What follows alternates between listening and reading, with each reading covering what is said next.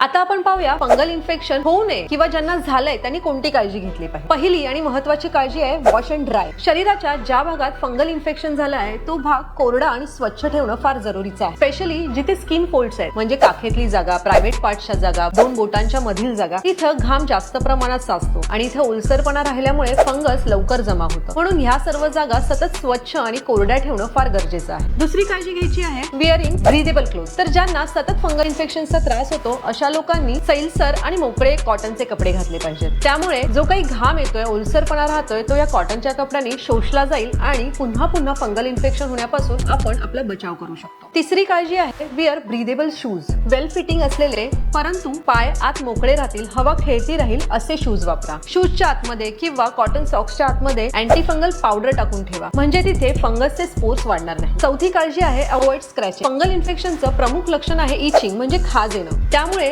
तिथे नख लागून तिथे सेकंडरी इन्फेक्शन होण्याचे चान्सेस असतात किंवा तेच नख शरीराच्या इतर भागांना लागलं तर ते इन्फेक्शन शरीराच्या इतर भागात देखील पसरू शकतं। पाचवी काळजी आहे प्रॅक्टिस गुड हायजीन। हात स्वच्छ ठेवा। स्पेशली फंगल इन्फेक्शन असेल तेव्हा कोणतीही पावडर किंवा क्रीम लावण्यापूर्वी आणि लावल्यानंतर हात स्वच्छ धुवून घ्या। त्याच व्यतिरिक्त जिथे फंगल इन्फेक्शन झालं आहे ती जागा स्वच्छ करण्याकरता वेगळं टॉवेल ठेवा। सहावी काळजी आहे टेक मेडिकेशन। हा आजार लपवण्यापेक्षा योग्य डिग्री असलेल्या डॉक्टरकडे जाऊन योग्य वेळेत योग्य ती औषधं घेणं फार जरुरीचं आहे। तेव्हा काळजी घ्या आणि फंगल इन्फेक्शन पासून दूर राहा।